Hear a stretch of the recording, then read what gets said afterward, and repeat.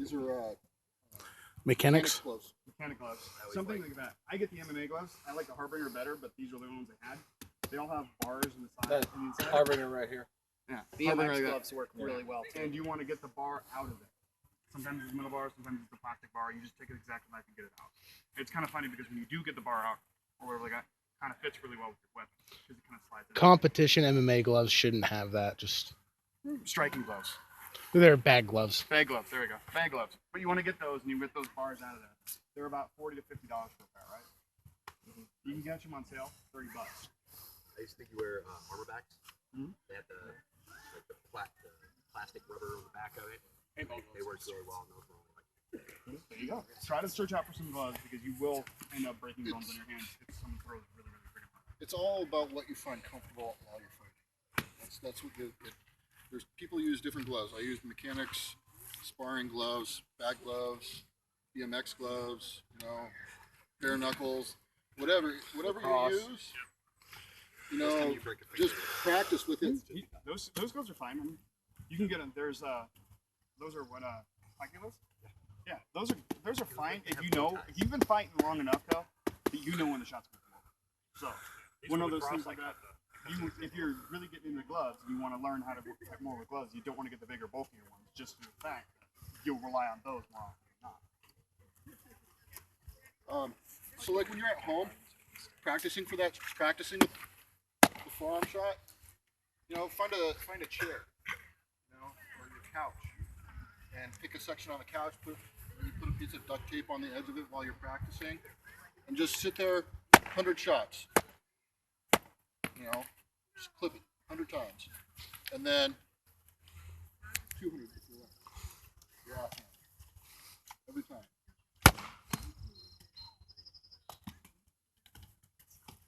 And you'll just build up that muscle memory so that you can just come in and go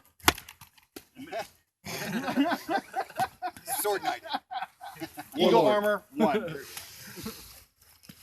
That's a great one for forearm snipe. I was pointing out to you and a few other people to snock forearm snipes. Another one would be that if you're going up against a person and you want to go for the outside lane, and then you don't want to go for the top quadrant, is take a small step. Use your in step where try to go a little bit low, but try to keep your arm and your arm on the inside so you can still draw back for a better defense. A lot of people just drop straight down to get rid of that. But if you can get good enough defense and basically just rock forward and rock back, yeah, you'll still hit. But you're not doing the forearm snipe from up.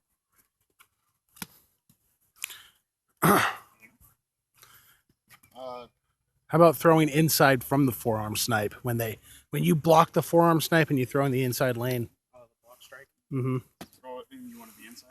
Great, you do it. Right. So you blocked and throw in. So I'm throwing out. He's throwing inside. Mm-hmm. And he's just basically just working his forearm, not his wrist.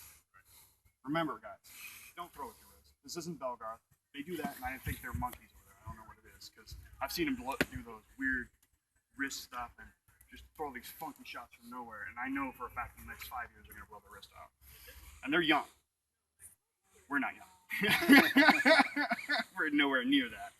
So try to use your forearm for a lot of your shots, and then try to use the arm itself, and then move your torso more when you're throwing the shots if you want a little bit extra oomph behind it.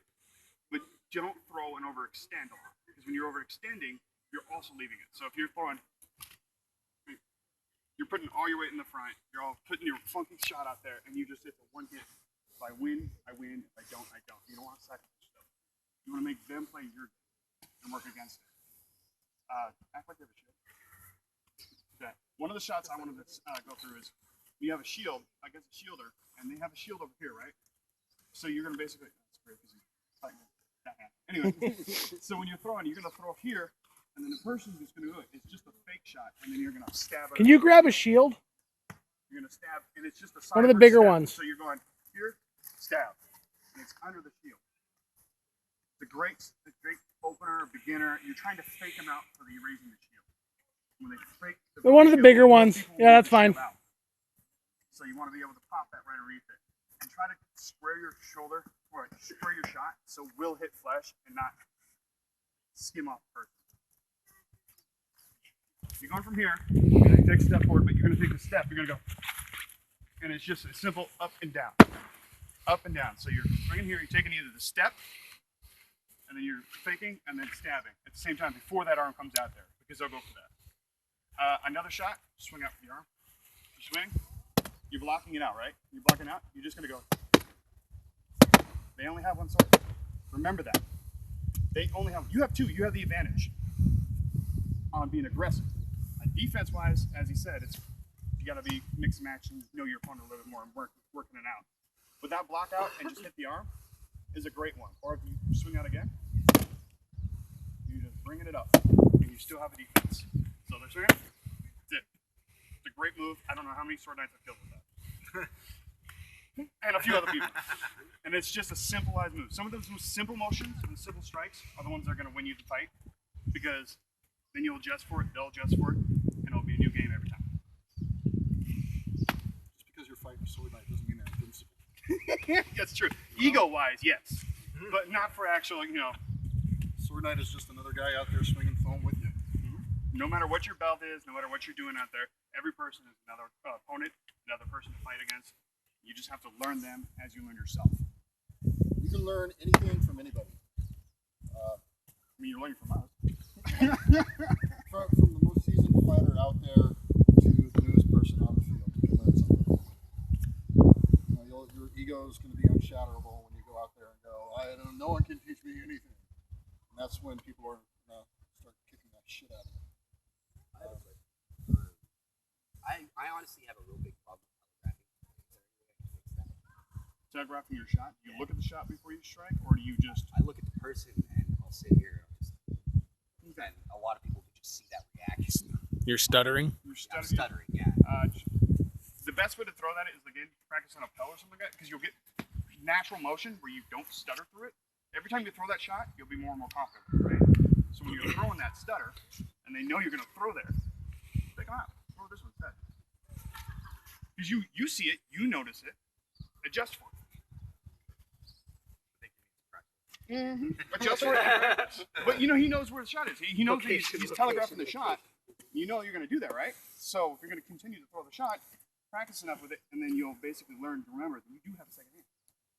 They can throw a shot too. So if you're telegraphing it and they've read that so much on you, switch it up on them. Throw with the other hand. I telegraph everything. I'm using sword board. Any hint for everyone else? Yeah, now we know. Is it a hint?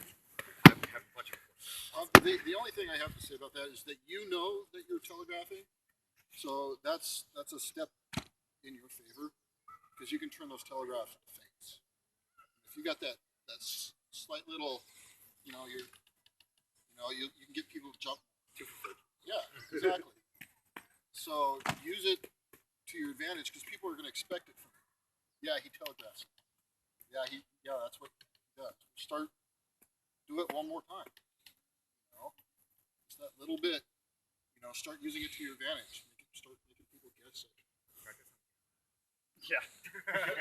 Practice on anybody. And remember, if you ever have questions against opponents you're fighting, don't hesitate to ask them, especially if you think there are upper tier fighter. Like, I don't think there's an upper tier fighter. I just believe there's another fighter that knows something that I don't know yet, and I want to know it.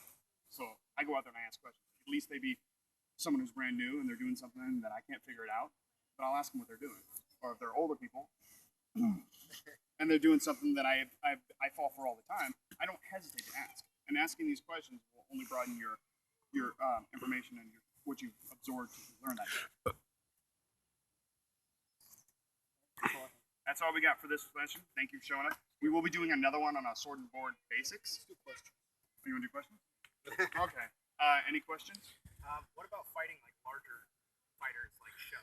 I noticed I go out to SM a lot, and every now and then I'm up against Show, and I'm doing this. Kick him. You realize he's using that against you. Right. That's why obviously there's something wrong with what I'm doing. So Fighting people that are taller than you, they have an I think advantage. we're moving on. Like, don't give away my secrets. Everyone that fights you. Pretty much me squaring up against anybody. You got a speed advantage over a lot of people, though. Yeah, you have to use your speed. Yep. Use your center of gravity against their size. Right? And it's all about getting inside that ring. You can get inside and get closer so that you can't use that reach against you. or that size to loom over you, you will have a better chance of spike. I've found a lot of taller people like to throw to the outside because they have that range. Yeah. So If I can kill you out here, I don't have to worry about you in here. by controlling the inside lanes, it helps quite a bit. Show doesn't necessarily only throw to the outside though. So A good thing about the game though is that most people think of it as, again, like I was saying, it's a Street Fighter. I think last time we see one of the instructors, it's not a Street Fighter. He was like, it's a three-dimensional game. You can step to the side when Show rushes. Soul Calibur. You can move. Yeah, Soul Calibur. Any of the Soul Caliburs, you can step to that side to use that. Now remember, your back foot can give you that little boost to go around him, to move and maneuver him and you. Make him play your game, not you play his game. So again, three-dimensional fight. If he charges you, you can move to the side, jump to the side, and use that to your advantage. Try to just think out each one as a puzzle. It's not a linear. Use your lane. Simple from me facing you here, me facing you here, changes a lot. Right? For, like if I'm coming at you, right? And then I shift to face Florence, right? You have up my whole right side. Right? I have to twist block. Right? So when someone's coming at you, all you do is take that one step, and they're still coming forward. Now you have lanes of different attack and different They're effects. coming this way. Step back. Yeah. You can block out. You can block in against. Like some people have a board on that side. You want to step to the side where their board is. Yeah. You know why? Because you go against the person with the board. they can't swing that way. They're holding that board, right? Okay. So I'm taking against Florentine, and I'm going against a guy with it. Okay. So he's squared up against me, and I go in. I'm here. Here, all the inside. Even though I didn't drop the sword. But you're going against the sword, so they have to reach around the sword, and you're in their bubble. So this bubble moves. So now I'm in here. He has to basically take a step back or move out of the way, and I'm all over him because I'm also pointing on this side, which is pretty much his weak side, unless he dark sides me or does something really funky that I don't know about. But even then, you learn from that shot. But pressing on that board side is a good one because he has to reach around that sword, that shield. A lot of people will block that shield out and then come in and move through. I've seen it done in many ditches where people just block that out and move through. Many tournaments will block that out and they'll go through. And they're already over here, so he's having to twist his whole hips and move that foot around so he can get to you. Right? And that moves you way too much, and I have several strikes where I can go from here to here, wherever it's going to be. So again, using your opponent's size against him for your superior speed or footwork. Footwork is always a plus. Learning those lanes of control, small strikes, basic mechanical that. Any other questions? If you want to get lighter on your feet, I recommend skipping rope. Yeah, that's a great one. Start out just for a minute. Just skip rope for a minute. A minute a day. Doesn't take that long. And then once you start building up your endurance, because it will build up your endurance at the same time, start going 2 minutes. Don't forget your sports bra. If any of you guys work in an office building and it's not like really far high up high, take the stairs on. Take those stairs. I used to do it. I'm a driver. Whenever I have a like a flight of stairs and I don't have a lot of supplies or like that, I take the stairs all the time. You know, every little bit helps. Everything will help your game out. Jump roping is a great one though. And then of course you want to work on, you know, get that strength in your lower legs to move that. And that's where I climb the stairs. I go 3, 4 flights of stairs here and there a couple of stops when I'm delivering and picking up. And I've noticed that it improves my footwork a lot better, unless it's muddy.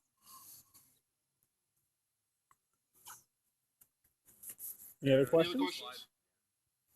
Anything else? Thanks for coming out. And I will be doing another